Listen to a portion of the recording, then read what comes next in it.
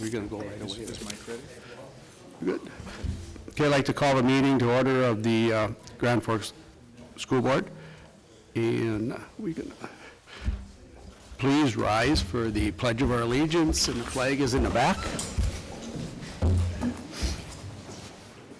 I pledge allegiance to the flag of the United States of America and to the republic for which it stands, one nation, under God, indivisible, with liberty and justice for all.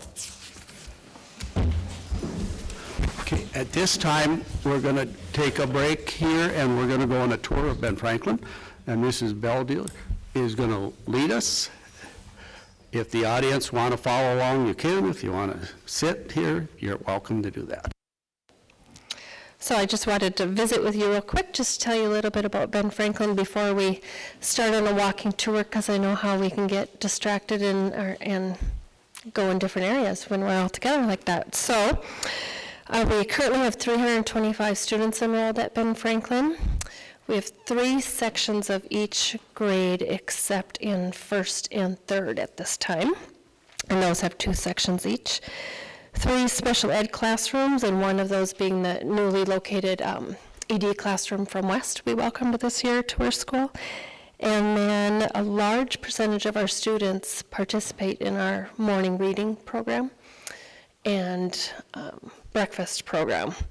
Over close to 200 are here by the time the bell's ringing, and another 100 are coming through the turn lane at that time. So it's nice to have that staggered so our turn lane isn't jam-packed in the morning. If anyone has ever been in a turn lane in the mornings, you know what that's like. And then 71 participate in our after-school Encore program here. So as we walk around, I can just share some different projects that B&G is currently working on or has worked on, and talk about that. And we'll start by maybe just heading out these doors and going straight through our library first. That's the far end, and then we'll make our way around. Okay?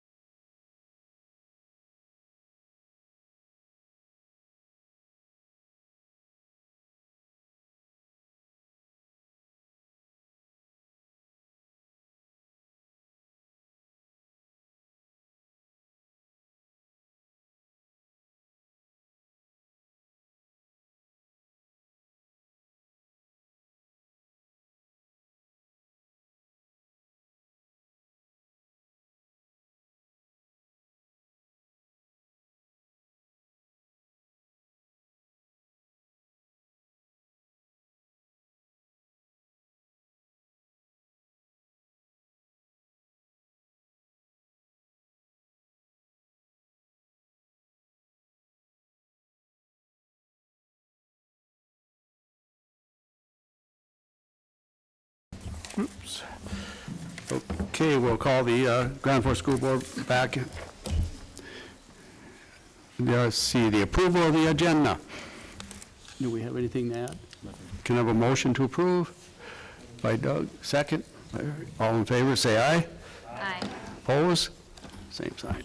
Motion carries. Approval of the minutes, we'll take the first one first, the approval. We have to rescind the approval of the January 21st minutes, because if you look on page 5, we forgot to include the motion to accept the audit. So can I get a motion to rescind the... Motion to rescind. Okay, a second? Second. All in favor, say aye. Aye. Okay. Now a motion to accept the January 21st minutes as printed tonight. So moved. Second? Second. All in favor, say aye. Aye. Motion carries. Okay. Now we have a motion to approve the minutes of February 10th and the 12th. Move approval. Second? Second. All in favor, say aye. Aye. Opposed? Motion carries. Citizens' comments, that is items that are not on the agenda. I don't see any cards. They're all for items on the agenda. Move on to review of the school board norms.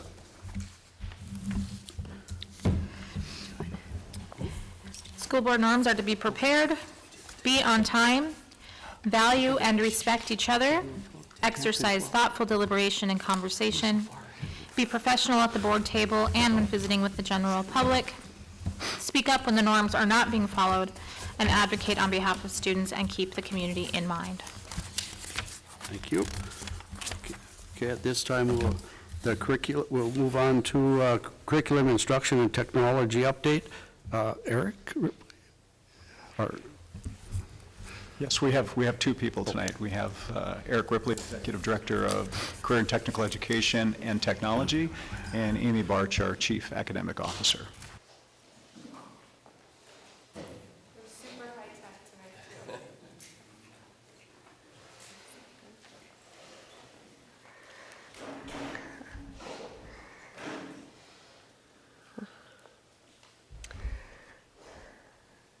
Thank you, Mike.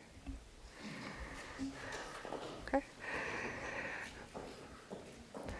President Palmesino, Dr. Brenner, school board members, thank you for having us tonight. I'm Amy Barch, Chief Academic Officer, and this is my colleague, Mr. Eric Ripley. He's the Executive Director of CTE and Technology, and we're excited to share a few updates from the Curriculum Instruction and Technology Department. First, just a friendly reminder that this is the first year of the CIT department. There was a merger of technology, curriculum, instruction, assessment, and professional development. CIT is comprised of two houses. You see them on the screen here, curriculum instruction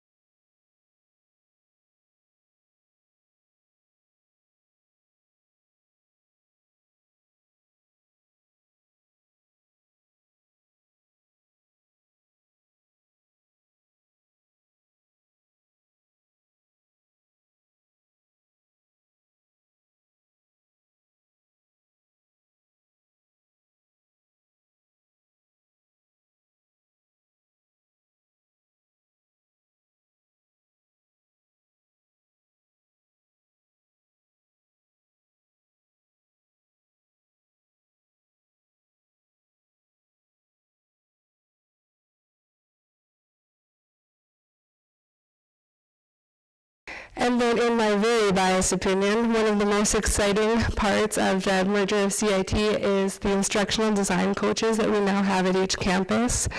The instructional design coaches and I have worked to collaborate throughout this year to create a vision. We want to empower lifelong learning through collaborative relationships, focused goals, and the celebration of success with teachers. We created this vision to ensure that teachers have an opportunity to continually grow in their profession. The majority of our work will focus on HRS Level 2, that effective teaching in every classroom. We began by supporting this work by building our own capacity, by cross-training each other. Our group is comprised of very talented teacher leaders. So we worked on sharing our knowledge that we have within our team. We worked with Jim Knight's Impact Cycle, that's on instructional coaching, on understanding the neuroscience of teaching. We worked on how to integrate technology within classrooms. We worked on how to use curriculum resources that are currently available. And one of the most important things that we did this year was we worked to build relationships with teachers so that we could have environments where we could partner with them to take risks and improve our instructional practices. Another area that we focused on is with our curriculum coordinators. What we've done this year is we've worked on HRS Level 3. And HRS Level 3 is Guaranteed and Viable Curriculum, and this partners with HRS Level 2, Effective Teaching in Every Classroom. And what we've done is we've worked on identifying priority standards, Tier 3 academic vocabulary, and the customization of proficiency skills. This work at the secondary level has focused in math and science, and at the elementary level in language, arts, and mathematics.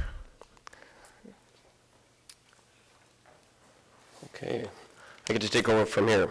As Amy indicated in her intro, this year really has been a transition year, and part of that is, while I had worked in the technology department previously twice as a curriculum technology partner, this is the first year, obviously, in being the director of the department. And so, in any new leadership responsibilities, I think it's certainly important that first year to just learn as much as you possibly can, to be able to make educated decisions in terms of, new initiatives, long-range planning, things of that nature. And so that's really what the focus of the technology department this year, selfishly for myself, is just to do a whole department-wide assessment, and that partly includes responsibilities and roles of the staff that are there. What is the nature of the devices that we have spread out across the district? What is the sustainability plans for those devices, and how does it relate to funding? How does the technology plan align with the new strategic plan draft that is being discussed and looked at? And so all of those things kind of working together has really been, for lack of a better word, that's kind of been the focus, primary focus of our department this year. There is a technology plan we're probably used, especially being on the school board, to get the continual 3-year rolling long-range technology plan. So the most recent technology plan would have been from 2016 to 2019. Those goals have not diminished, they haven't been ignored, they continue. It just made sense for our department to wait until the strategic plan was officially adopted by the school board to then line our next long-range technology plan off of that. And so the goals that the technology plan are currently utilizing are the same that would have been in that 2016-2019. Just a quick reminder of devices. This is not an all-inclusive list, but for the most part, if you think about student devices, that's usually where mine goes when we talk about technology. In our district, K2 is iPads, 3 through 5 are Chromebooks, and those generally are classroom sets of Chromebooks. Grades 6 through 8, it is a student one-to-one device for Chromebooks, where the students are transitioning those in between their classes. It doesn't happen as often at the elementary level, even though we have enough devices to be one-to-one. They generally stay in the classroom. And at the middle school, we start getting into content-specific computer labs for courses like career technical education. And then at our senior high level, we do a combination of bring your own device, which is still an option for students. We have a number of sets of Chromebook carts in a lot of different curricular areas. Our district participates in the Sprint grant, which allows students to have a device available to them outside of the school day if they showcase a need for that. And then again, we have some content-specific labs to support high-end industry software, again, in the career and technical education department. At the same time, okay, when we start talking about other areas of technology, this is really where, we're trying to wrap my arms around everything that's on this list. It's not even an all-inclusive list, but that also includes interactive whiteboards, projectors, teacher laptops, district-issued cell phones, security cameras, our filters, the network infrastructure and equipment that's designed to run that, our phone system. The list keeps going on and on and on. So the work of the department really this year has been to systematically look at each of these areas to develop both where are we at with each of these items, what are the biggest needs moving forward, and what is kind of the sustainability. Also, part of that is also just having some very honest questions about these are the devices we're currently utilizing. Are they still the same technology that we need for supporting the academic teaching and learning in our classrooms moving forward? And in most cases, the answer is yes, but that's always a good question to be asking. And so as we take a look then at the kind of priority areas, network infrastructure definitely has been a huge focus for us this year. Doesn't matter how great your devices are, if you don't have a network infrastructure to support that, it really doesn't matter. And so that is really the backbone. When you have this many campuses, we want to make sure that the network infrastructure is there to support the devices in each of our campuses. Safety and security certainly has been a focus of us, and that safety and security encompasses a lot of things. Security cameras certainly could be part of that, alert systems, but also what is the security of the data that we have? What is the filtering aspects that we use for student content, both during the school day and outside of the school day? And what are those types of checkpoints that we have in place? And so that's always been on our minds. I mentioned sustainability. In 2009, with the RRA stimulus funds, we had a balloon of money that came in at one time, and we purchased a lot of technology, like a lot of districts did. Okay, but that was 2009, so we're talking 11 years ago, where we had a big infusion of cash to purchase a lot of items, including a lot of interactive whiteboards and projectors that are now 11 years old. Okay, so what is the sustainability plan, both in replacing and maintaining those devices moving forward? And if we go back to that list, the long laundry list of items, it's laptops, student devices, cell phones, security cameras, etc.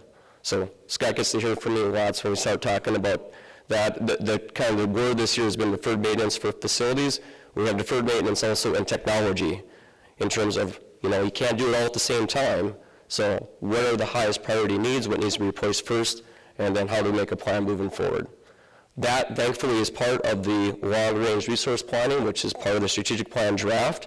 And so I look forward to working with Scott as we look at that and trying to determine how do we attack these different technical needs moving forward. And then that would be, again, kind of leads into that next 3-year long-range technology plan, which will encompass not only the sustainability, but also the integration. How do we support that with teaching and learning? With that, we are at the spot where we're available for questions. We would certainly entertain any that you may have. Any questions? Amber?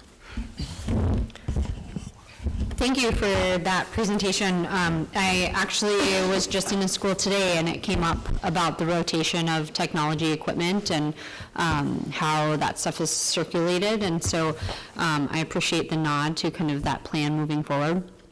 I am curious who in the district has a district-issued cell phone?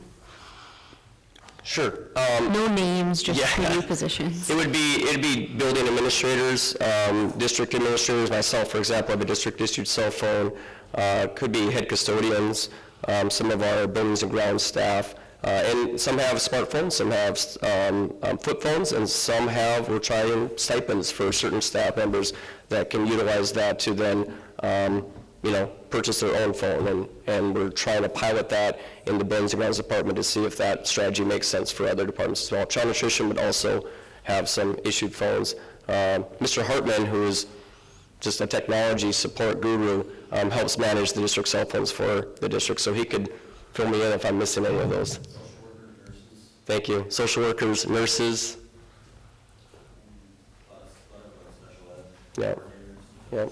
So, That was going to be my next question, is I'm familiar with a model where individuals receive a tiered level stipend, and I'm just wondering if that could be a potential cost savings or not, if we went to a stipend model and people just use their own cell phone rather than a... yeah, as I mentioned, we are trying that.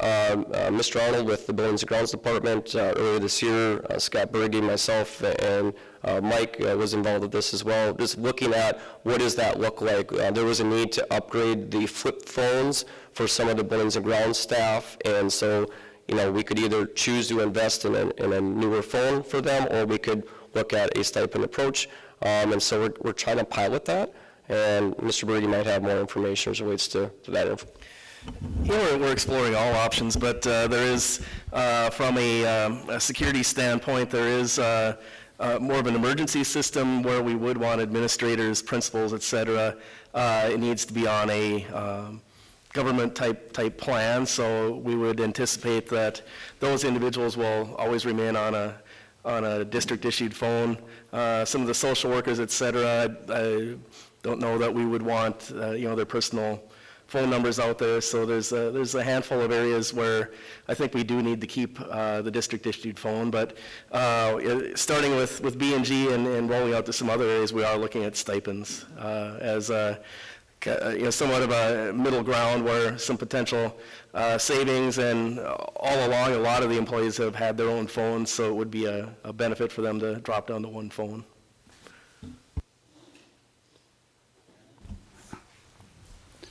So, as a part of the rotation on the technology, I know there's some technology, certain whiteboards that might be outdated, or whiteboards not even really being used by certain individuals within their curriculum.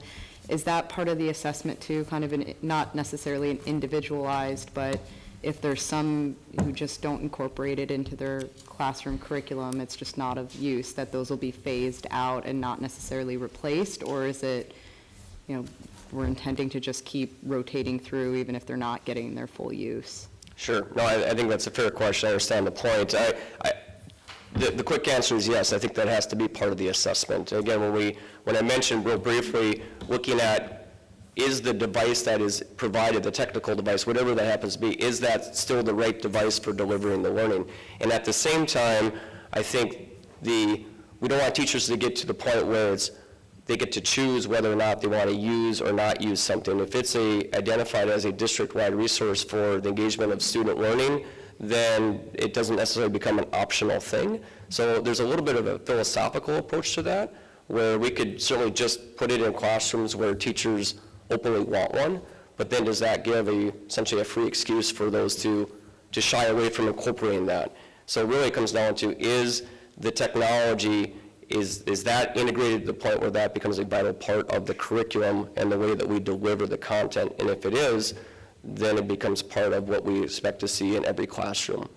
So I don't know if that answers your question, but that would be part of the assessment. Yeah, that's a fair, I was just, Well- curious whether that is part of the assessment, because kind of as a follow-up to that. Sure. And more out of curiosity, and certainly can answer offline too, but how does one enforce, if we are trying to incorporate this into it, if there is somebody who just doesn't, want to, let's say, incorporate it? It's kind of a dual sort of role, I imagine. Very much a dual role. Well, and I think the first question we would have to ask is if they have the tools to use it. A lot of times it's a professional learning opportunity for teachers that there's an inhibitor of like using an interactive whiteboard. What's inhibiting? Is it the actual curriculum to execute it on the whiteboard, or is it the device? So when we talk about job-embedded professional growth, that's an opportunity to partner with an instructional design coach. Hey, can you help me use this whiteboard and learn it? Or can you help me use one lesson and then I'll do it? Or could you come in and model? So really that's the major inhibitor for most people. It's not the actual device. Thanks.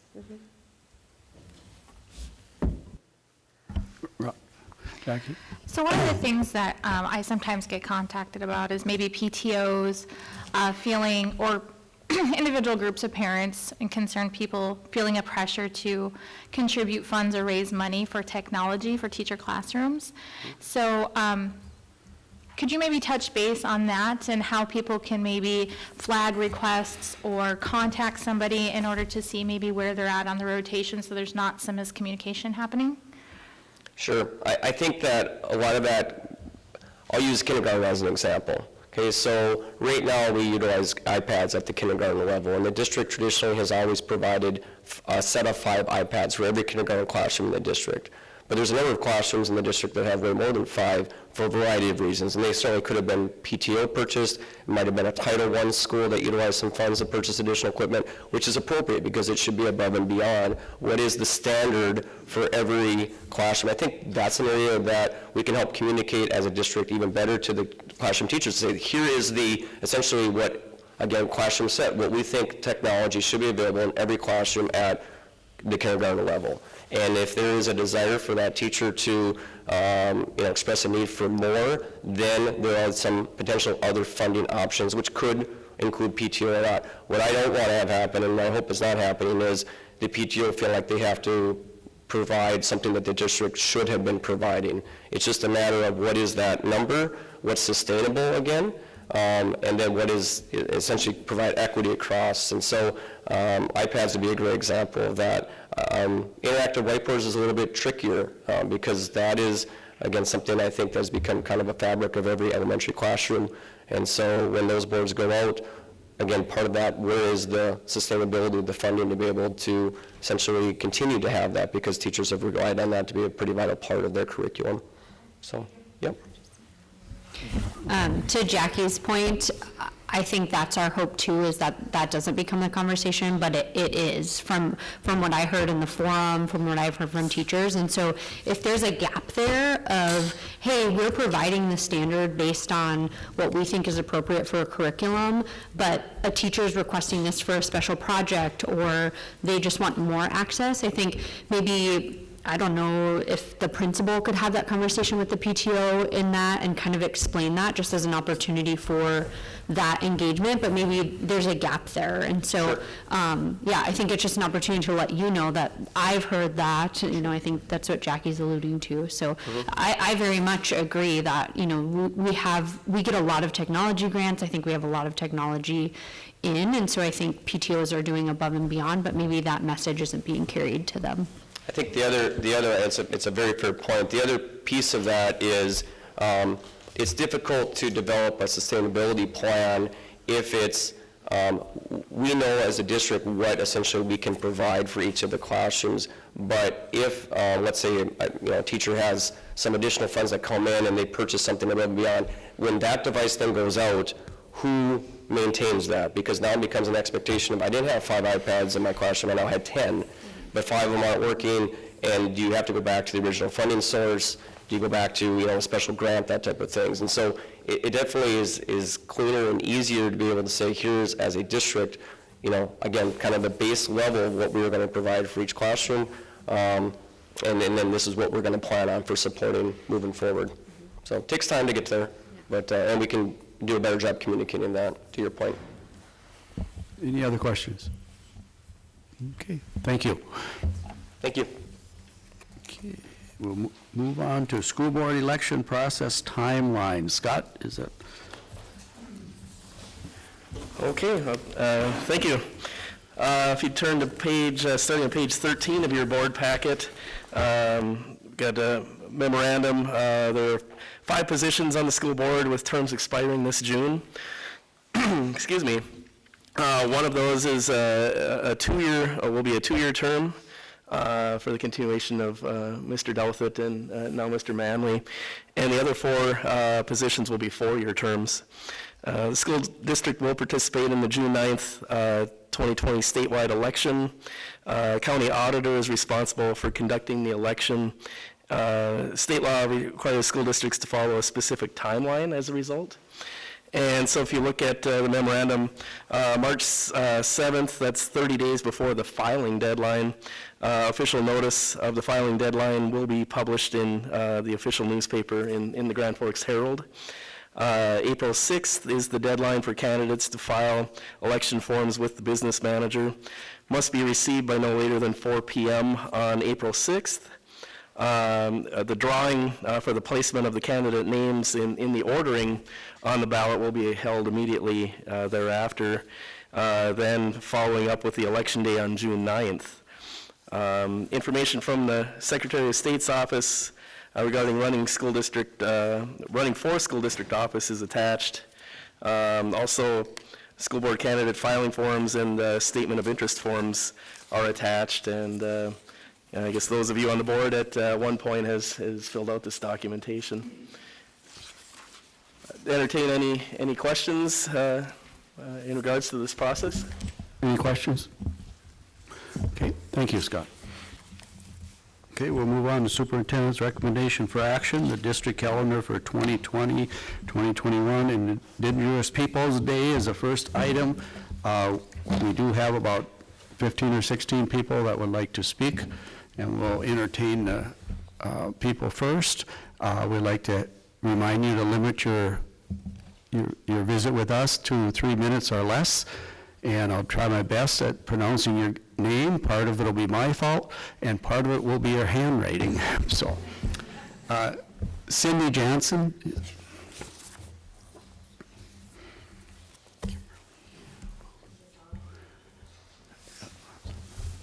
Thanks. Hi, I'm Cindy Jansen. I'm from Grand Forks, North Dakota. My kids went to school here, and they graduated from the school district here. And I'm in support of including Indigenous Peoples Day in the district calendar, and I'm in support of that for many reasons. Number one, we want to celebrate diversity, and I think the best way to help children grow to citizens that support diversity and inclusion is to teach them from day one. And if we naturally put Indigenous Peoples Day in the district calendar, they learn to celebrate that from day one, and they will carry that with them throughout their whole life. The other aspect about including Indigenous Peoples Day in the district calendar is that it speaks to the truth about history. We all know that history books do not always speak truths. It depends on your geographical location, what the norms and beliefs of the territory or geography are, but we do need to know and teach our children the real truths about history, and it starts with Indigenous Peoples Day. It really does, because they were here even before Columbus came, and it's even more important. And I don't think we should perpetuate some of the untruths that we perpetuated by celebrating Columbus Day. So I'm really glad that the City Council did switch that to Indigenous Peoples Day. So in a nutshell, I just think it's a way to promote diversity and inclusion among our children, and it is the respectful thing to do. And then I saw the kindness challenge that the first graders here are doing in the hallway there, and that's really what it is. It's about kindness and celebrating diversity and inclusion. So thank you for your time and your consideration. Thank you. Kimberly Wilson.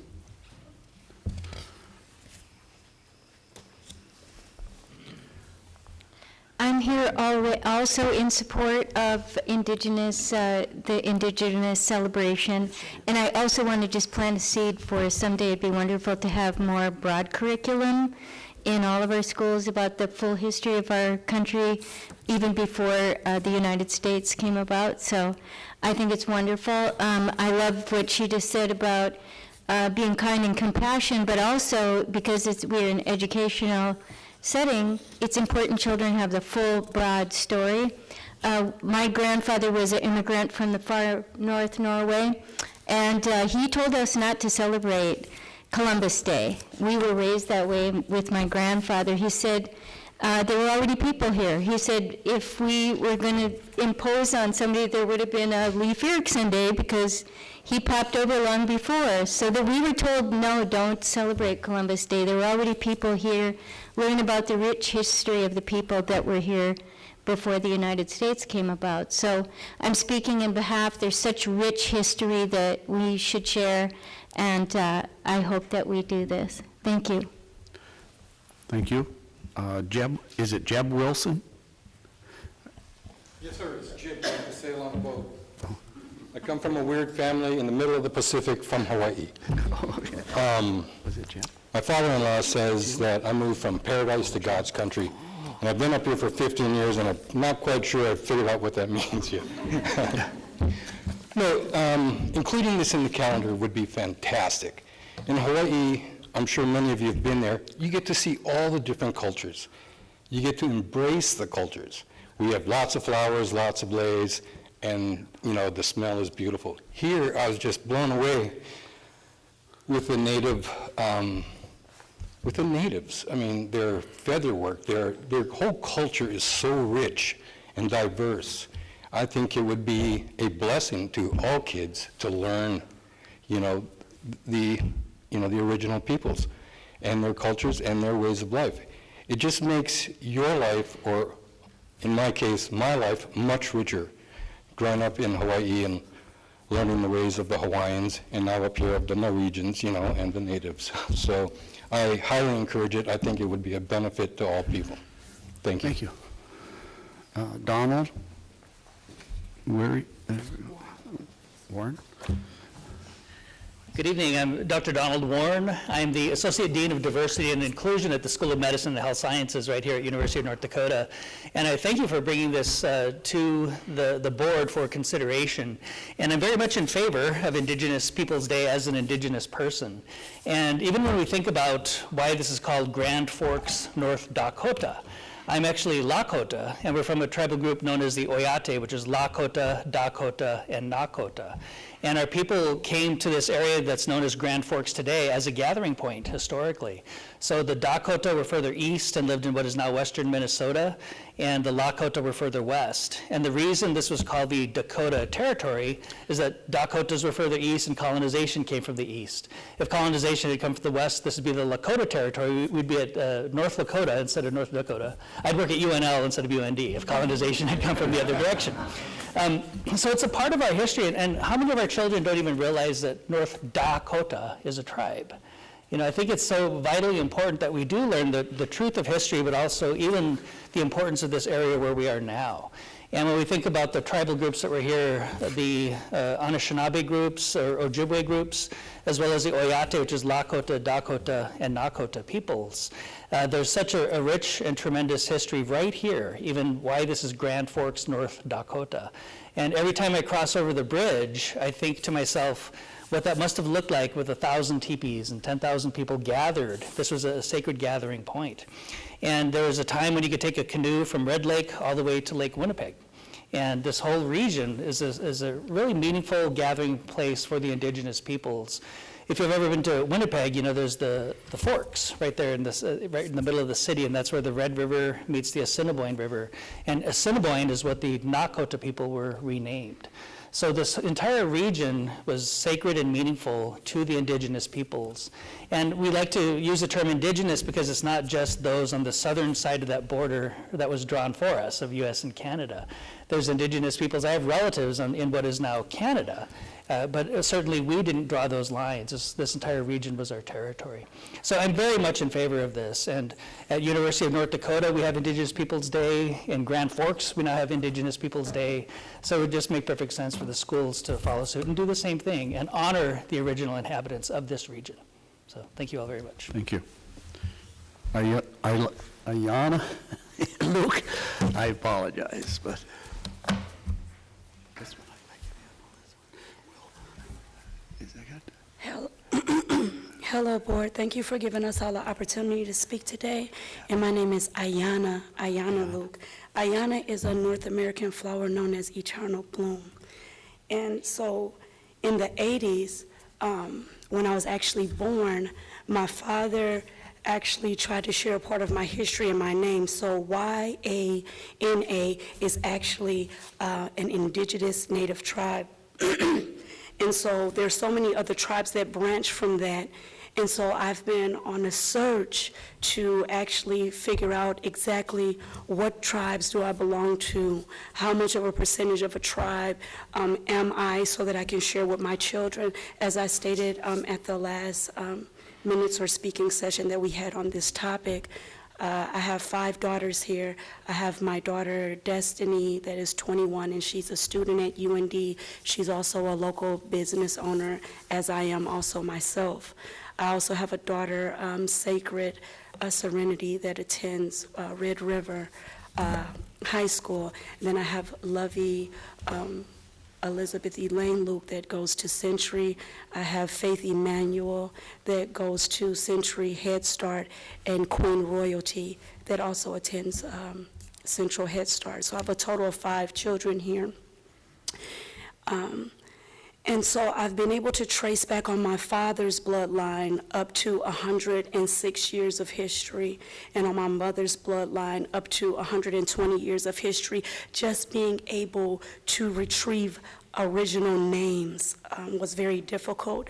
I knew that my father's tribal name was Little Running Wolf, and so that these are the things that I hold dear to me, and I'm able to share them with my family, with my children, so that they can know more about who they are as an Indigenous persons.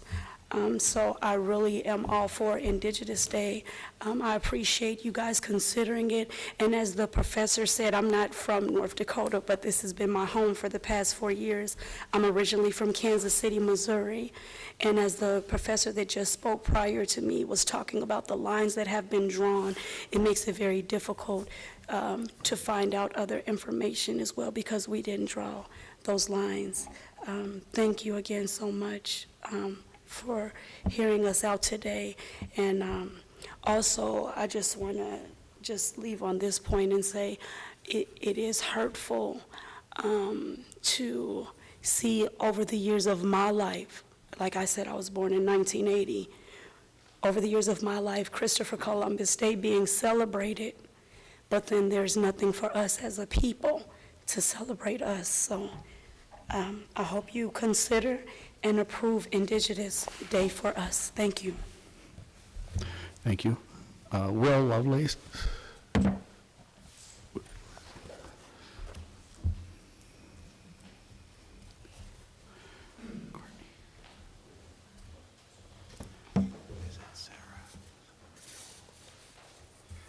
Hi, I'm Will Lovelace. I'm from Grand Forks. I grew up here. I've been here my whole life. Hopefully I'll have kids going to the school here. I've sent emails to all of you, so I don't want to get into the details, just to reiterate those comments, reiterate my support for the adoption of Indigenous Peoples Day on the school calendar, including some kind of recognition or celebration. And also the continued, either the adoption or continued adoption of curriculum created and or approved by the Indigenous community to educate our kids. I think it's important that we don't forget or brush under the rug the past and continued genocide of Indigenous people in this country by the United States government. And to address some arguments at the last meeting, other folks have said it too, the point isn't to identify all Indigenous people as Indigenous people, that'd be erasing their identity, but to create an understanding of indigeneity, including the right of Indigenous people to identify as however they choose. So members of the Indigenous community are asking the school board. Members of the non-Indigenous community are asking the school board, so I hope the school board can act on that request. Thank you. Thank you. Sarah Gilbert?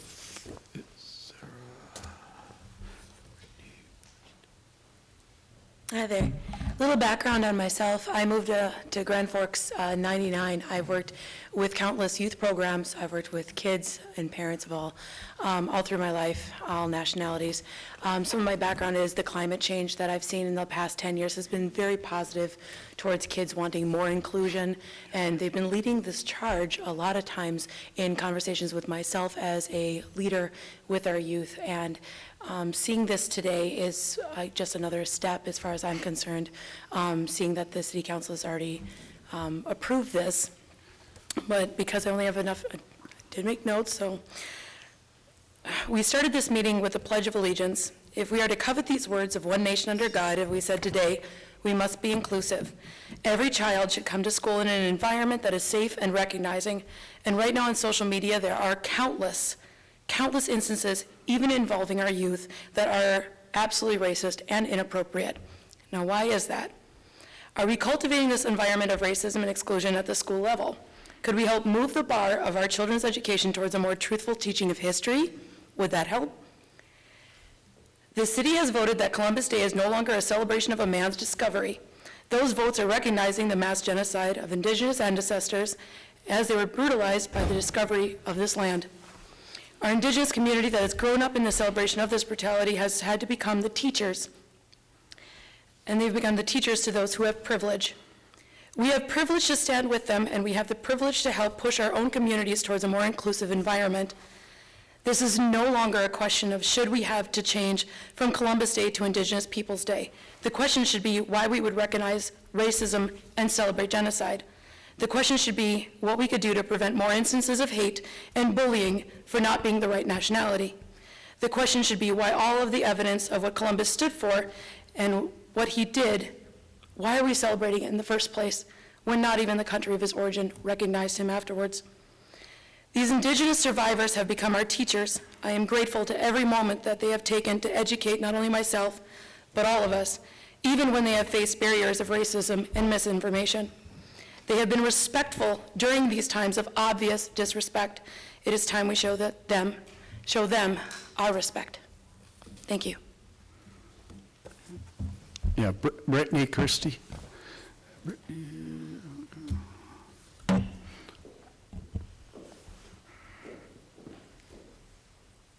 Hi, I'm Brittany Christie. I moved to Grand Forks in 2013 to go to UND, go Ox. And I'll be finishing my PhD soon, and it'll be sort of a nexus for myself about the next step. My husband and I just got married at the beginning of the year, and we're hoping to start a family soon. And we've had a lot of conversations about what's next for us. I'm a transplant here. This has been my home for 7 years, but he grew up here. He was born here and works here, has a good job. So he wants to stay, but part of him also wants to go. And we're kind of at this point of deciding where we want to be and what kind of home we want to have for ourselves and our children. And we were very excited that the city adopted Indigenous Peoples Day. We saw it as an important step in the right direction, an important step in sort of recognizing just the land that we live on, especially here in North Dakota, as I appreciate was pointed out. And I think that the next obvious step is for the school board to recognize that within the school calendar, and also to start to include more honest curriculum. I think, thinking back to my own education in elementary, we learned about the genocides of other countries and things that other countries have done, but when it comes to our own history, we tend to kind of gloss over it. And I understand that because there can be a lot of shame and embarrassment about the things that we have done as a nation, and that's a really hard conversation to have, especially with young kids, as you're trying to instill in them a sense of pride in who they are and where they come from. But I think that a more important step there is to be honest about that history and to really have a conversation and to say that you can still be proud and that acknowledging the truth of things and trying to make things better for the future is a better way to be proud of who we are. So I'm hoping that the school board makes this step towards celebrating Indigenous Peoples Day within the schools and further steps in the curriculum sort of following the lead of Indigenous communities to have that honesty within our education system as well. Thank you. Okay, Courtney? Good evening. Many of you know who I am because I've sent numerous emails in regarding the support of Indigenous Peoples Day. I hope I clarified some of the questions that were asked last week, and I don't want to take up too much time because I really just am so grateful for the turnout this evening. There were a lot of parents and community members that did message me and say that they wish they could be here, but because of a lot of different illnesses that are going on and activities, events throughout the community that they were unable to come here. But I think this is a testament to the support that we have here. So I just want to take a second and if you could stand, if you are here in support of Indigenous Peoples Day, I just want to convey to the board that this is just a small part of the community that is here today with you. And we do really just thank you from the bottom of our heart. If there are any additional questions in terms of some of the information that I've sent to you all, please feel free to email me back. I'm available at any time, but I know there are other people that I wish and would like to speak in terms of, getting that broader sense of community. So thank you again. Okay. Katie Dockler. Katie Dockler.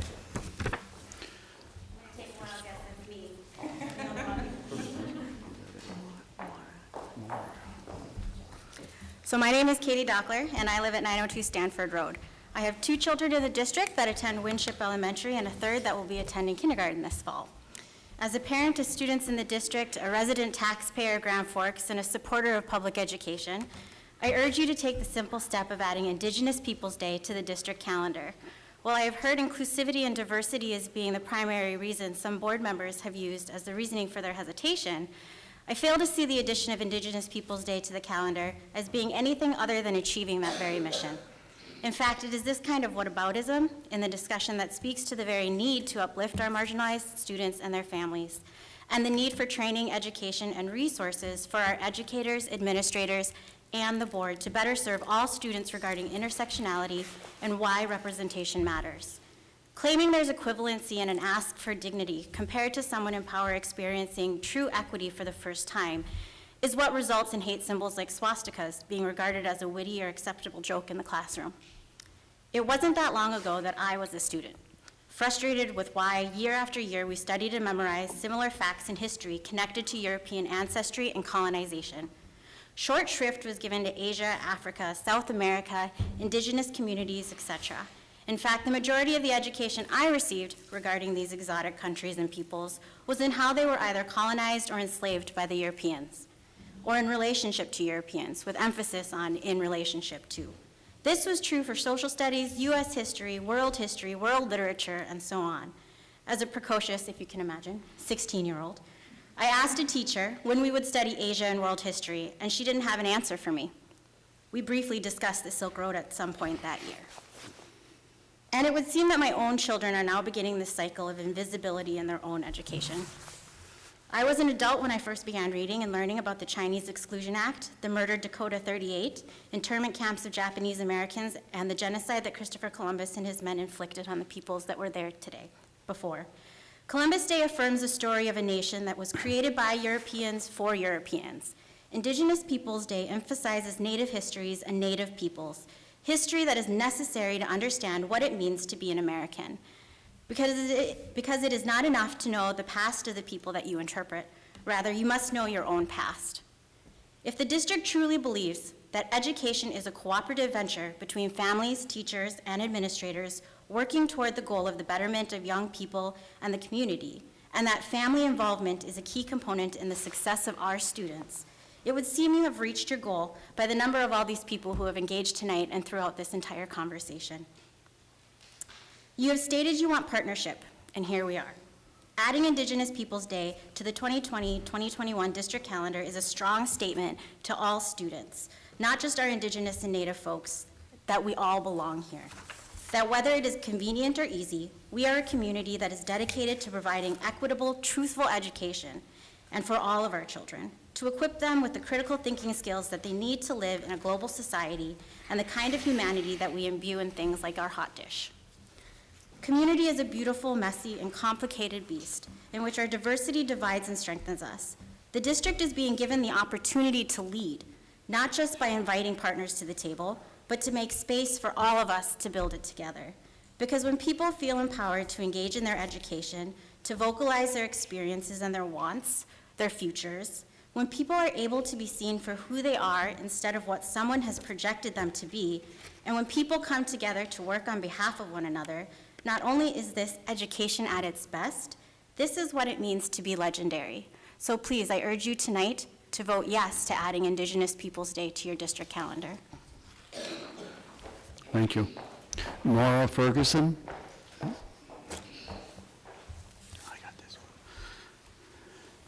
Good evening, school board, Dr. Brenner, administrators. My name is Mara Ferguson. I'm a resident of Grand Forks. I have 2 children at Lewis and Clark and one that will be a Lewis and Clark Lion in about 3 years. We have heard so many remarkable comments already this evening, and I've learned so much just sitting there in the time that I've been here. I am here to amplify what everybody else is saying, but also to urge you to seize this amazing opportunity that's in front of you right now. You all have an opportunity in front of you to show from the top down that we are a district that acknowledges, respects, and honors Indigenous people. Columbus Day is a vestige of a history that has been revised to favor those that are in power and further marginalize those who are not. We have an opportunity here to have discussions with our children about that revisionist history and how that there are people that have been here this whole time that we should be honoring and celebrating. Moreover, you have the opportunity to work with such wonderful organizations that have already made this decision, such as the City of Grand Forks and the University of North Dakota. There's another opportunity to help further build community and further honor those in our community who deserve it. Thank you. Thank you. Jane Croker?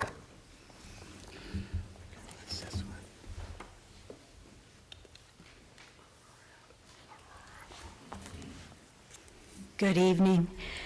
Racism and ethnocentrism are not easy to acknowledge, yet they permeate our society and our institutions, including our schools. It's important for us to hold a mirror to ourselves and do everything in our power to help all students and members of our community feel welcome and included.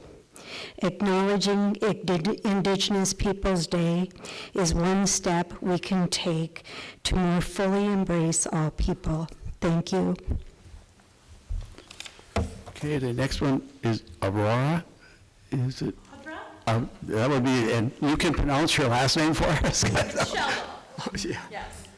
Doesn't look like Aho, wani pinga hingaire, awakcheki. My name is Audra, but my name is also Good Bird. I'm from the Ho-Chunk clan, and the Ho-Chunk tribe, and I'm from the Water Spirit clan. We are from Black River Falls, Wisconsin, and I moved here back when I was 18, and gosh, I just love this community, and this is really one of the reasons why. When I saw that they were making an effort to include Indigenous Peoples Day, I was thrilled.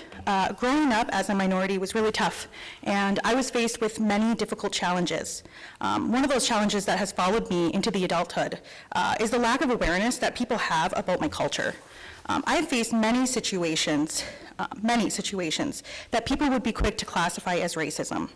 People hooting and hollering, mimicking our sacred dances, unfairly judging the rising rates of violence and abuse on all kinds on our reservations, and many other things. But I choose to believe that people are better. I choose to believe that people are inherently kind and good. And thus, I believe the way to move past this racism, past these unfortunate situations, is to educate our people, and more importantly, educate our most influential group, our children. Start them young. Let's teach our children about Indigenous people. Let's tell them why our sacred rituals and dances are so close to our hearts. Let's reach out to them and share our beliefs, our backgrounds, our stories. Let's help them understand so that we as a people, as fellow community members of this wonderful town, can move forward away from racism and towards kindness, acceptance, and understanding of all people and things that are different from what we know from our own experiences. Please vote in favor of adding Indigenous Peoples Day to the Grand Forks Public Schools calendar, and thank you for the chance to speak tonight. Thank you. Melina Gray Eyes. Hello, my name is Melina Gray Eyes, and I'm 19. I grew up around here. I just graduated 2019 from Red River, and I've played in this gym and stuff before growing up, and it would be really cool to be recognized during, like, in the school systems too, as much as we do, like, in Spanish class, learning about Christopher Columbus and all that, and knowing the truth behind it, and about him and what he did to Native Americans, and having to go and learn about him is not that cool. Is that the right word? Anyway, yeah, it'd be, just the recognition would be nice. Yeah. Thank you. Destiny Williams.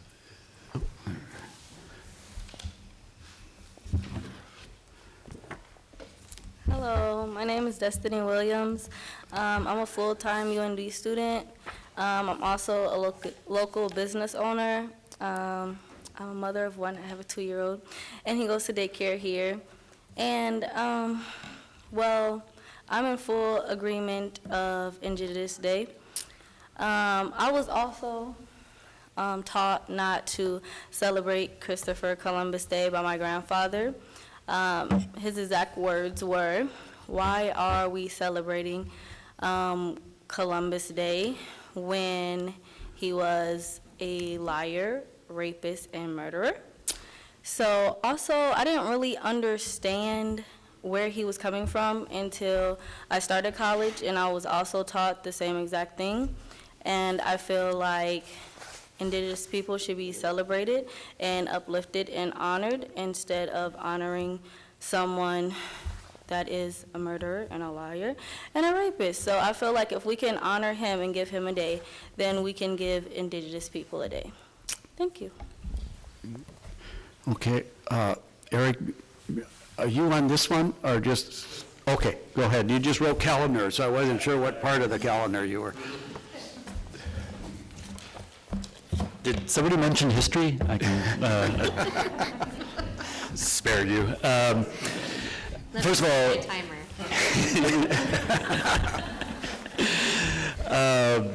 first of all, thank you so much for your service. Particularly, once we all go home and have supper with our families, and you guys continue to do the work of the public and the Grand Forks Public Schools. So I wanted to thank you for that, because I've been on the other side, and I know what you sacrifice to basically promote public education in Grand Forks. So I'll spare you the long historical oration, but simply one of the questions that will sometimes come up is as Councilperson Dockler said, the whataboutism, right? Like, what if we do this, then what happens, what comes next?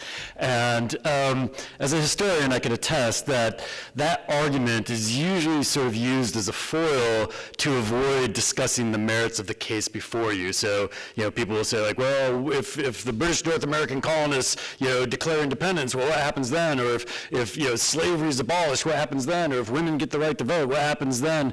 And so it's a way of sort of fear-mongering about, something in the future, some murky future that you can't really address, as opposed to looking at the merits of the case itself. And so I would ask you to focus on that in particular, and I think others have made a very strong case for Indigenous Peoples Day. And again, having sat on the other side of this podium, I would never presume to ask you to make curricular changes. I know you guys do an extraordinary job on that, but this is an opportunity. It is an opportunity to reflect our values and our aspirations. And obviously, nothing would give me more pleasure than to be teaching my classes, as I've done at the University of North Dakota for over 20 years, and for a student to say, "Don't worry, Professor Buren, you don't need to go over Cherokee Nation versus Georgia, because I am a Grand Forks public school student, and I know the Supreme Court ruled that Native Americans are a domestic dependent nation, and because that is, the kind of upbringing I had, the kind of education I had." So again, I thank you so much for your service, and I hope you adopt the measure for including Indigenous Peoples Day on the calendar. Thank you. Is there anybody else that we didn't get a card for or that we missed that would like to have a comment? Okay, we'll open it up. Oh, did we come forward? Yeah. Just give us your name, please, when you get to the mic. I didn't see her. Hi, my name is Malin Whiting and Warren. I am Pawnee in Santa Ana Pueblo, and I am the secretary for the East Grand Forks American Indian Parent Committee, and I'm here as a supporter for all of our friends and family who live on this side of the river. But I can tell you as a parent of an Indigenous child who goes to public school, when our children speak up and talk about their history from the history that we teach them, they're often ignored or ridiculed by other class members or told to be quiet by teachers. This is what is happening in school districts across the country. So our children remain invisible, they remain hurt, they remain unable to speak up. And in Grand Forks last year, the graduation rate for American Indians was only 54% compared to the white population at 92%. This is a huge issue. Our children don't feel connected in the school district. By acknowledging Indigenous Peoples Day, it's a step in the right direction to acknowledge and welcome our children and making them feel a part of something and a part of the community. And I think that's the real impact, is that if you care about our children, you'll care about this day because it impacts their education and their journey to graduation. And that's all I wanted to say is thank you. Thank you. At this time, I turn it over to Dr. Brewer. There was no one else. Okay, Dr. Brander. First of all, thank you. Thank you all for coming this evening, and a couple of weeks ago, many of you were with us on February 10th. One of the things that I've learned in life is there's a time to speak and there's a time to listen. And the last two board meetings have been a time to listen. And so I think you'll be pleased to know that the recommendation, the administrative recommendation this evening, is to include Indigenous Peoples Day on the school district calendar. That is the recommendation.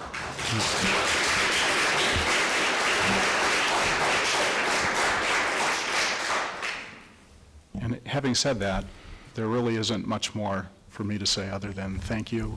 We're grateful that you're here, and we're grateful to hear your voices. So at this time, I'll turn it back to President Palmasino. Thank you. Comments or motions from board members?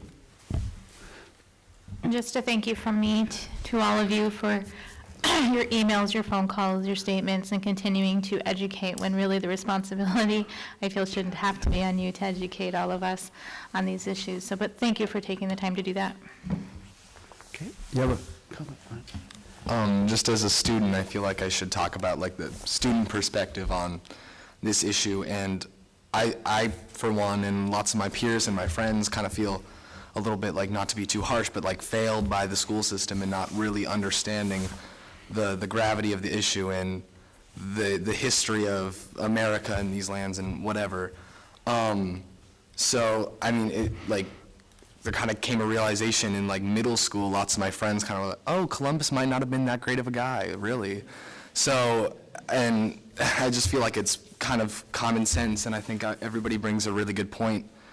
And I think it's just really important for our students from a young age, I mean, I was one of them, to really like have gotten a grasp at a younger age than maybe I did. And also just politically for like the board, it doesn't really make sense not to, you know, I mean, the rest of the country's turning to Indigenous Peoples Day. It doesn't make sense to be regressive when we have an opportunity to be progressive and make the right choice. So from a student perspective, that's what I have to say. Any other? Shannon? So I didn't grow up in Grand Forks or in North Dakota. I grew up in Milwaukee, Wisconsin, which is a hugely, vastly diverse place compared to here. And my parents were not afraid to share that with me when we first moved here, that they noticed a very, very sharp problem with the fact that there isn't that diversity that just naturally occurs around you when you live in a smaller town. With that being said, I grew up in a school district that had a lot of diversity, and therefore there was a lot of diversity just naturally occurring in the hallways and conversations and discourse around what was being taught and how it was being taught. And I've sort of, in listening to everybody's comments, one thing that, and the emails that have flowed in, and I think the last time we had this conversation around curriculum and Indigenous Peoples curriculum and what we were doing, there was the standard that's been set by the state that we're hitting that standard, and that's great. But I think one thing that I've realized, and I hope we can continue to work towards, is because of where we're at and because of maybe the lack of diversity that we just naturally encounter here in our communities, because they're smaller and they're not bustling metropolises that draw in diverse populations, we have to do more than just the minimum standard. So I think it's great that we recognize Indigenous Peoples Day, but I also think we need to continue to really push ourselves to do more than just the minimum standard across the board. I would love it if, Cherokee Nation v. Georgia was taught. I would love it if Oliphant was taught. I would love it if those types of cases and that type of history was taught, that people could go forth and understand that. I would love it if world religions was taught, because you start to realize how similar we are, not how different we are when you have those dialogues. And so I think it is great that the administration is recommending this step, and I hope this is just the beginning. I hope that what if turns into a conversation of what if we do this next and that next, and how great it could be for us as a district and for our kids. So with that, I mean, I'm happy to make the motion to add Indigenous Peoples Day to the calendar as it's been indicated by the administration. Okay, do I have a second, Jack? Any other comments? Any other board? All in favor of said motion, say aye. Aye. Opposed, same sign. Motion carries. Thank you. You want to take a quick break? Or are we good to go? They might want to. Okay. And we'll go on to item, I think we're taking 2, 3, and 4 together. Catherine, you're doing it. That is correct. Thank you, Board Chair Palmasino. On page 22 of your packets, you will see a memorandum from me that outlines the rest of the calendar questions that are posed in front of you today. According to School Board Policy 1001, there's some decisions that you have to act upon annually, those including the start and end dates, which are being recommended for modification from your original proposal, the blackout dates, which are proposed differently at the elementary versus middle versus high school level. I think Amy Birch is going to be excited about the PLC dates that we talked about last time, as far as aligning that work and trying to make sure that we're working as a system towards our journey of guaranteed and viable curriculum. So the recommendation is to approve the calendar writ large as presented. Okay, are there any questions? Shannon? This is such a nitpicky thing, but I can't help myself. The school resumes after winter holiday break. We're changing winter, and we're adding winter and spring. There is we missed a winter on January 4th, although I'm sure nobody will confuse that with spring holiday break, but yeah. And and this might be my own nitpickiness, but I think that the recommendation was to get rid of the word holiday in general and just call it winter break and spring break. So I think we're going to go to that. Yep, I think we're going to make that modification in the end, if that's okay with Dr. Brenner as well. Okay. So move approval as outlined with the changes, including getting rid of the word holiday. Okay, we have a motion, a second by Doug. All in favor? Done. All in favor of said motion, say aye. Aye. Opposed? Same sign. Okay. Consent agenda. We have a motion, second. All in favor, say aye. Aye. Opposed? Same sign. Jeff had just a quick comment on the consent agenda. I just have a little quick sheet I want to read here. Dr. Jerome Gunderson will be retiring this year after more than 43 years of teaching, working for the Grand Forks Public Schools. Dr. Gunderson stated that he has been fortunate enough to accomplish his goals. He had the opportunity to pioneer a number of new courses and taught a variety of classes. He proclaims the greatest achievement has been his students.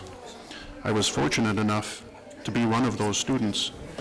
In the 1984-85 school year at Red River High School, I took an elective of computer programming. I programmed an Apple II Basic on an Apple IIc computer. Solid instruction from Dr. Gunderson allowed me to create a tic-tac-toe program for my final programming assignment. I was hooked on computers from then on. I was fortunate to be employed in the computer field right after graduation from high school, received a BS in computer science from UND, and I've been working in the computer field ever since. Dr. Gunderson has, for the past 4 years, instructed my son at Central High School. My son took each and every class offered by Dr. Gunderson and has nothing but good words to say. Dr. Gunderson's instruction has led my son to the National Skills USA competitions, robotics tournaments, and the National Technical Honor Society. Dr. Gunderson states he cannot believe how quickly 40-plus years of teaching have passed and that he appreciates working for the Grand Forks Public Schools. Dr. Gunderson, it is us that appreciate you. Thank you, Dr. Gunderson, for your contribution to Grand Forks Public Schools. We wish you, I wish you, and my family wish you good health, good luck, and great success in your retirement. Thank you. Okay, we'll move on to general fund financial statement. Scott?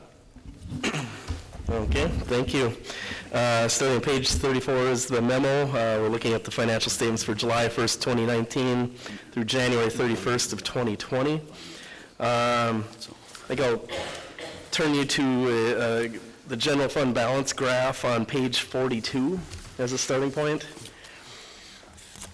And so this is a multi-year or a 3-year look at the general fund balance, throughout each month of the year. And if we look at January, I've got highlighted January 2020, where we're at now, where our general fund balance is about $4.5 million less than it was 2 years ago at this point. 2.8 million of that $4.5 million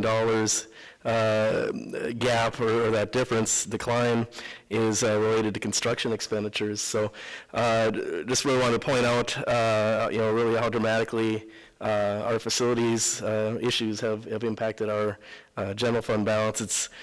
It's a moving target on a monthly basis, but if we're comparing the same month to 2 years ago and we're $4.5 million lower, again, that's just pointing to our financial difficulties.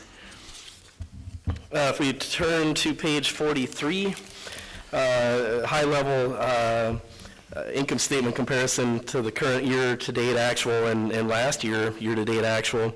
For the 7 months so far, our revenues have increased by only 1.2%, and that's compared to a budget of a 1% increase. And again, a combination of construction expenditures and maintenance and really overall inflation on our expenses, 1.2% isn't on the revenue isn't enough to cover our expense growth. In the expense areas, main thing to point out is under other expenses, includes construction services. It's $1.8 million higher than last year. And we're through early February, when we had our finance committee meeting, we'd expended about $2.5 million of that $3 million already.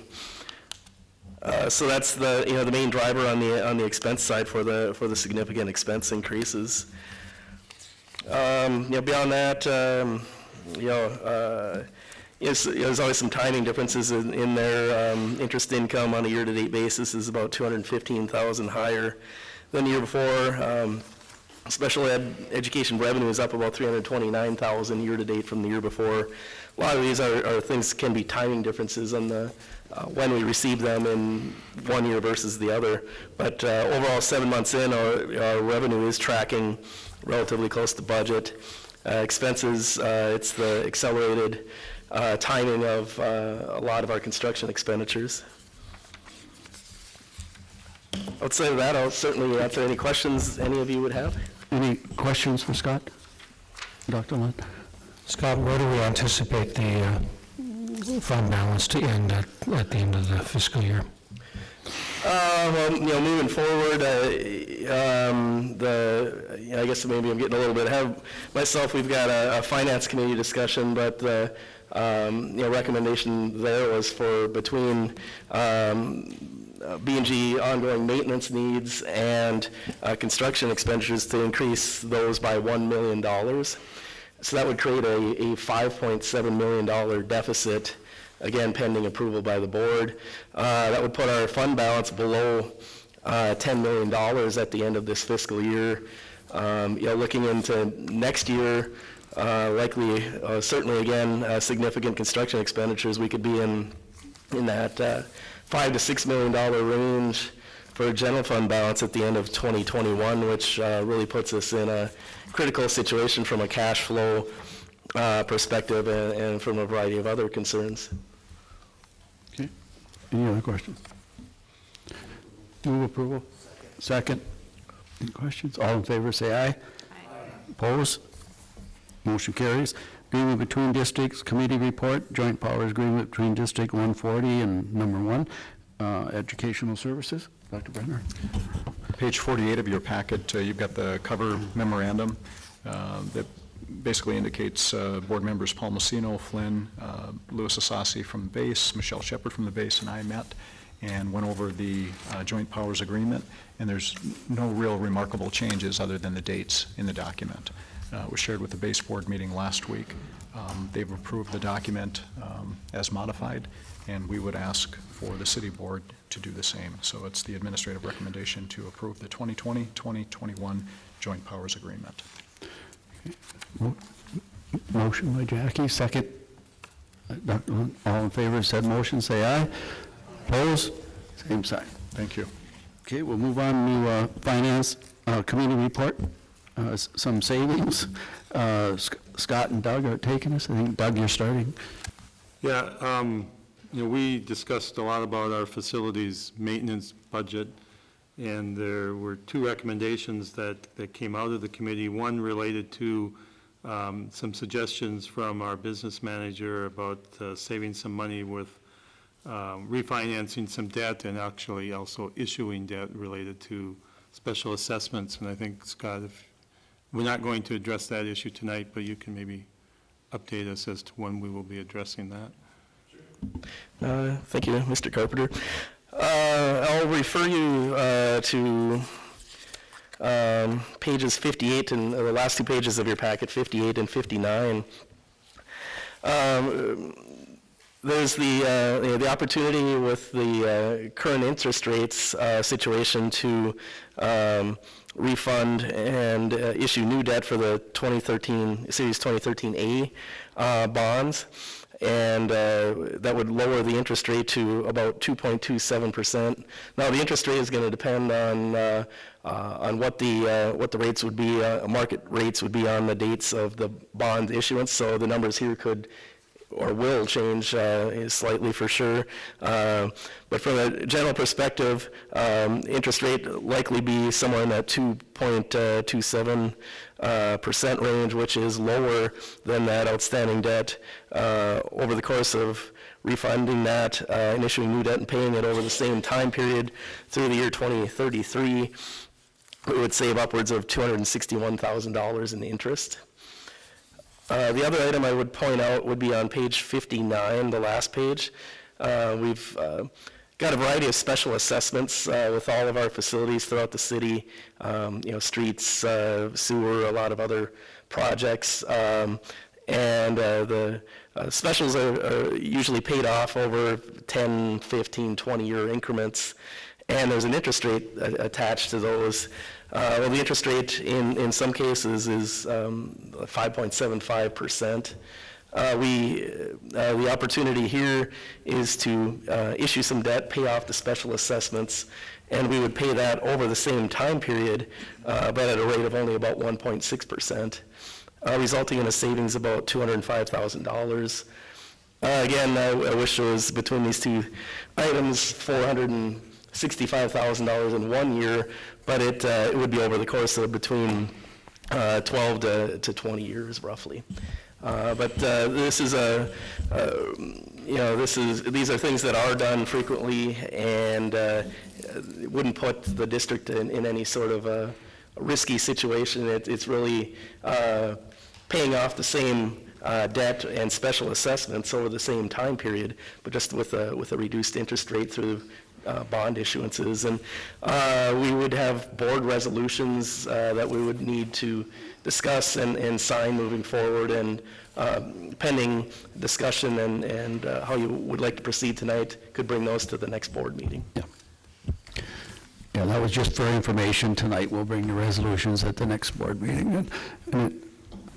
And then the second item, and that was alluded to by Scott earlier, we did recommend that we do increase for this budget year $650,000 for construction services, in other words, repairs, and $350,000 for sustainment costs. And if you look at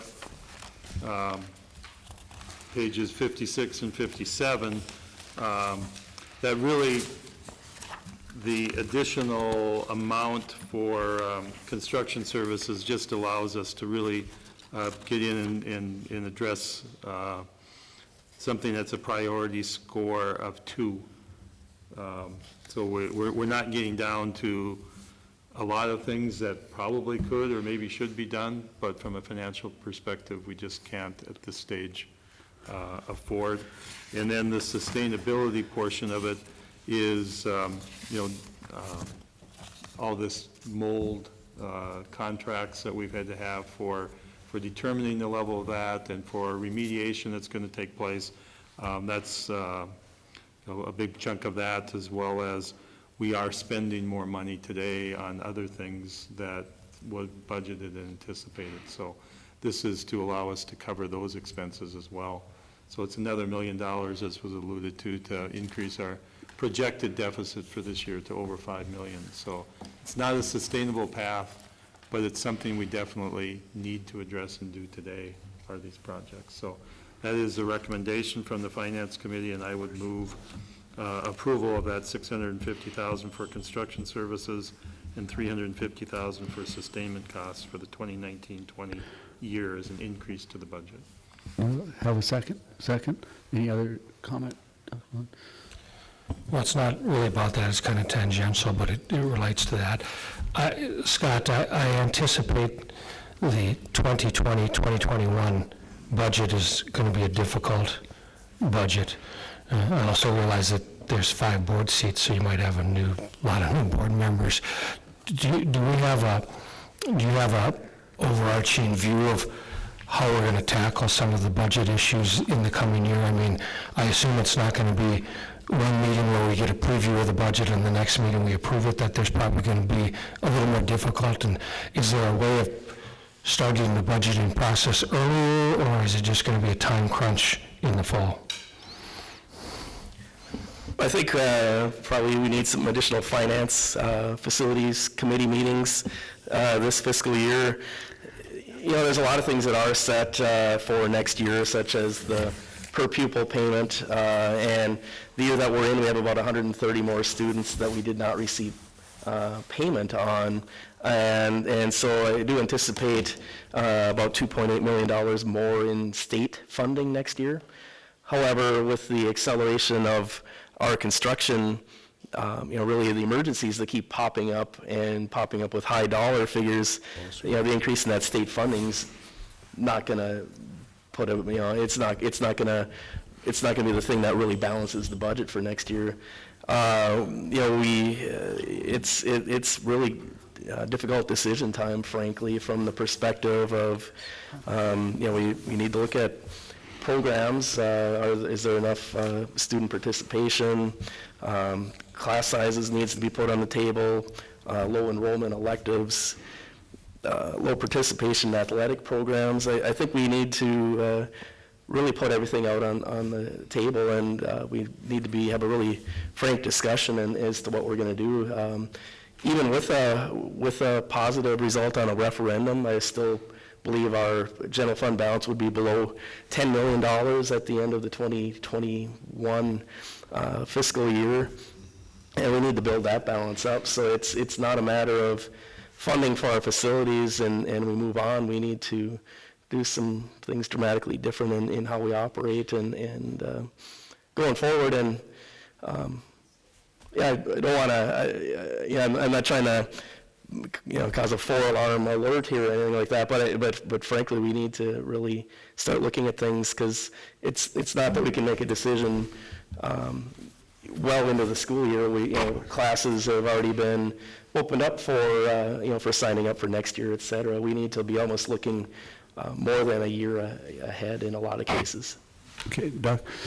Yeah, and I think, as Scott alluded to, that there will be other finance committee meetings to discuss very thing that he talked about, potential programs and/or class size and/or other things that may need to be addressed, with the idea that some of that happens here in the next, something is brought to the board in the next couple of months, if not sooner, so it's not something that happens in August and September. Yeah, and I wasn't looking for any specifics. You know, I have a tendency to simplify things, and I look at this as, this isn't much different than if you're having financial difficulties in your own home, you know, and you have to make decisions, well, do we get new drapes this year, or do we do this, or do we feed the dog, or do we give the dog away? Or, I mean, you know, there's decisions that have to be made. To me, it's not a lot, it's more complicated, but it's not different necessarily than that. There's going to be some difficult decisions that are going to have to be made, and I guess I think the more open we are about it, the more transparent, the more input we get from people, especially around the table, I think is going to be important over time, because, you know, whatever decisions we make, we're not going to have unanimous support from the community. I can guarantee you that, if there's difficult decisions that have to be made. So we have to do it in a rational, logical, reasonable fashion. And I'm assuming that's what we're going to be doing. Okay. Yep, Shannon? So I don't think that this is, it's certainly not a surprise to me. I mean, when I read the minutes, I mean, it's been something that's been alluded to subtly throughout the conversations we've had around this table all year. I mean, frankly, when 80% of your budget is operating expenses and 20% is facilities and other, it's the operating side of the house you probably need to start looking at in terms of savings, if you can. I mean, even if you just start saving on the 20% side, that's still not going to make a swing to save. And I think, you know, but part of what jumped out to me, and I guess it's a question, is, you know, the referendum being bigger than just facilities. And if that's a conversation that needs to happen, it probably needs to start yesterday and start getting serious quickly. I also don't think that it should just be, you know, our business manager being burdened by this, or our administrators having to come up with the solution to the problem. I think all of us as elected officials have to have some skin in the game here, and so I think it's probably not that, I love you guys, I love spending time with you, but I think we probably need some work sessions to go through what does this look like? And again, not to raise alarms, but there's probably going to need to be some scenarios that we start looking at. How do we put A with B to come up with something that's going to allow our budget not to go below a point of no return, where we are in jeopardy of not being able to raise capital against. So I guess that's just my thought on it, is, you know, it's been clear to me that we need to have a bigger conversation than just our buildings. I know that's a top priority because that's draining the budget, but it needs to be a bigger conversation than just buildings, is my 2 cents, I guess. Okay, any other comments? I think the work session makes, you know, all kinds of sense. We've talked about that, putting something together when Scott's ready to have that. And Scott, you had a... And just to follow up on that, you know, there's very recently in the news, last day or two, you know, a lot of school districts in Minnesota have, you know, have been running deficits, et cetera, such as ourselves. And, you know, so again, it's not that, you know, we're on an island by ourselves and we're the only district in this particular situation. So it'll be interesting to see where our legislature in North Dakota goes, you know, next year, and you know that's obviously unknown at that point what that increase will be. And to your point, Shannon, about 84 to 85% of our expenses are salaries and benefits. So it's and utilities, or you know, I guess I've got that in our financials. But you look at you know, things such as you know, supplies, et cetera. You know, supplies are about maybe $2 million of the budget. So it's you know, and we've made some reductions here in the last couple of years on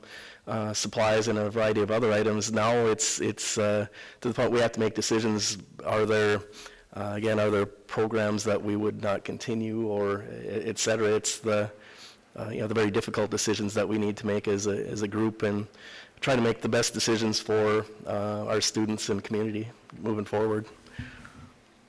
Okay. We have a motion. Do we have a second? Motion and a second on the Finance Committee report. All in favor of said motion, say aye. Aye. Opposed? Same sign. Motion carries. Okay, move on to other announcements. Do you have any announcements from any, Jackie? Just want to congratulate Oliver on a fantastic performance in Drowsy and a number of other academic achievements that you've had and awards you've had recently. And I think that both of our school board members really represent, students who are engaged and well-rounded, and just big shout out to them for still showing up and having good comments and being wonderful people. Okay. Mr. Palmesino. I'm not sure if the board is aware, but we are co-hosting the Mental Health Collaborative launch event on March 7th. If you're around with your families and you'd be interested in attending that event at Lake Agassiz Elementary School, it runs from 10 to 1 p.m. It features a wide variety of things. There's an information fair. There are speakers teaching our community members about sources of strength. From 10:15 to 11:15, there's a wellness hour. So if you want to take a little sampler platter of fitness classes, you could do yoga, meditation, hopefully some CrossFit, some Zumba. There are going to be like 6 or 7 different items. So it's family friendly. It's inclusive for everybody. We'll have therapy dogs and the whole gamut there. So please come support that event and advertise it as you can on social media and other places as well. Thank you. Board requests for future consideration? Anyone? None? School board norms? Do okay? Okay. I'd like to thank Mrs. Well, thank you very much for hosting us here at Ben Franklin, and we appreciate it. And at that time, the board is adjourned.